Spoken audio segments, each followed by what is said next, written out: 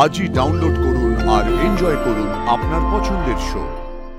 কি যে করছে ওরা, জানি পারু আছে প্রতীক সামনে নেবে, কিন্তু তবুও স্বামী যখন স্ত্রীর গায়ে হাত তোলে না, তখন আর ব্যাপারটা ব্যক্তিগত থাকে না। অবশ্য তোকে দোষ দিয়ে লাভটা কি? তুই তো ছোটবেলা থেকে যা যা দেখেছিস তাই শিখেছিস। একটা কথা তোকে বলে রাখি প্রতাপ, এতদিন যা হবার তা হয়েছে, কিন্তু এবার থেকে আমি এ বাড়িতে বেঁচে থাকতে তুই যদি ওর গায়ে আঁচড়টুকু দিস, সেটা কিন্তু খুব খারাপ হবে। আয় তোমা, তুই আমার সাথে আয়। ছাড়বি ওকে, ছাড়।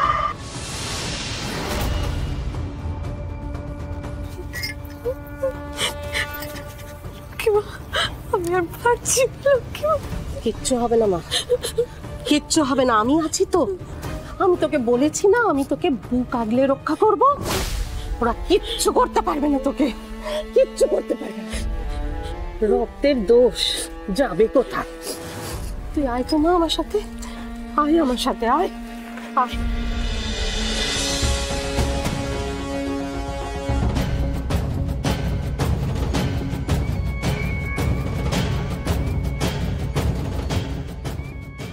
দেখলে বাবা? দেখেছি, শুনেওছি। কদিন ধরে এবারের হাওয়া উল্টো দিকে বইছে। আগে রায়বাড়িতে মেয়েরা গলা তুলে কথা বলতো না, চোখের দিকে তাকাতে সাহস পেত না। চোখে চোখ রেখে কথা বলে, এটা তো বিহিত করতেই হবে। দত্তবাড়ির মেয়ে এসে রায়বাড়ির ছেলের চোখে চোখ রেখেছে। ঠিক আছে, প্রথমে কাজ কর, তুই যা কাজে যা, এদিকটা আমি দেখছি। যা, ঠিক আছে, আসছি। শুনে যা একটা কথা, সাবধানে। সোমরে তো বিশ্বাস নেই, কখন কি করে, এ যন্ত্রটা রাখ। চিন্তা করো না বাবা, আজকে ও যদি কিছু করতে আসে, ওকে না ওখানেই ঠুকে দেবো। আসি। দুঃখা দুঃখা বাবা, দুঃখা দুঃখা।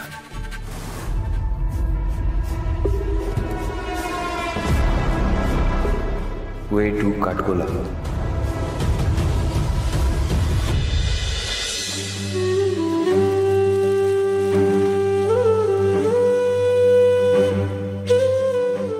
এইভাবে দোকানদারি হয়? কিছুতেই মন বসছে না এখানে, বাড়িতে মন পড়ে গেছে।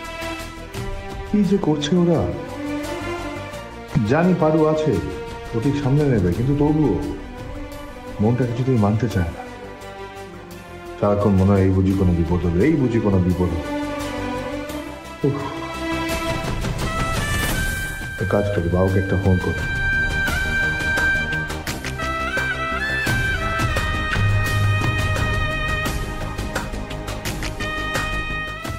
হ্যালো, হ্যাঁ বাবা, এই আমি ফোন করলাম।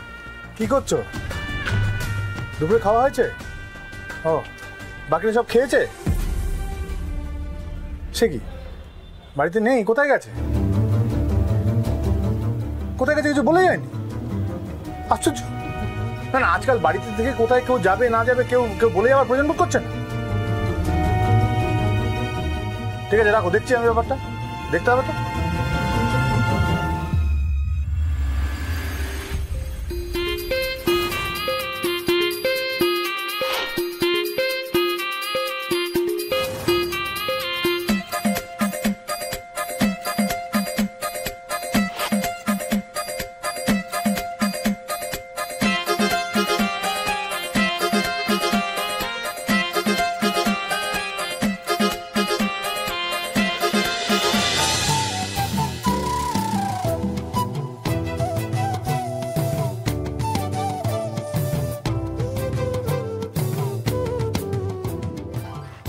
পার্বতী বলছে কোনো বিপদ হবে না তো, মানে আমরা ধরা টরা পড়ে যাবো না তো?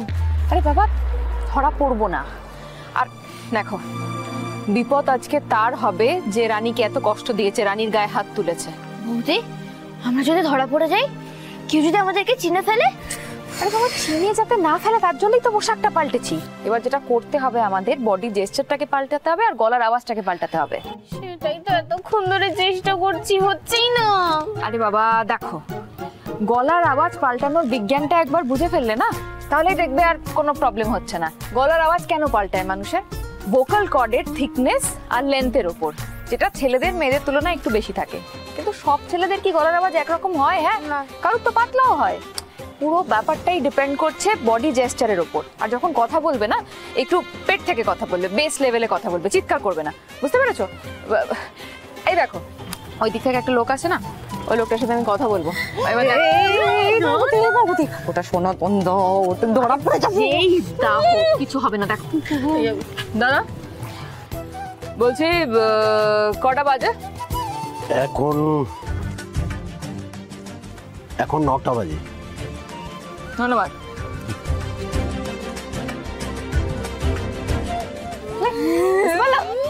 এবার বলো বলো, তোমরা বলো। আমি বলি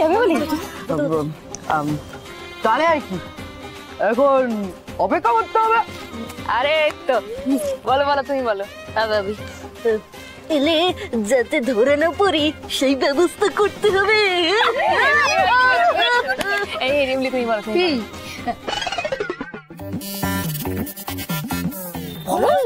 বল, কিসের আছে? আরে রিমলি, এভাবে হবে? এই তুমি না কোনো কথাই বলো না, তুমি চুপ থেকো। হ্যাঁ, ওটাই ভালো। দাদা বনি এসে গেছে।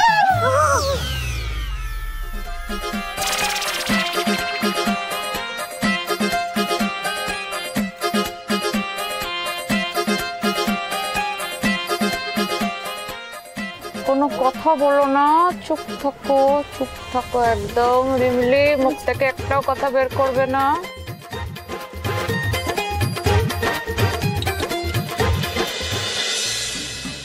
আপনারা খুঁজছেন কাউকে? কে আপনারা? আপনাকে কেন বলতে যাবো বলুন তো? ও আছে কি? না মানে দেখিনি তাই জিজ্ঞেস করছি। এই গ্রামে এসছেন, কোনো কারণ তো হবে।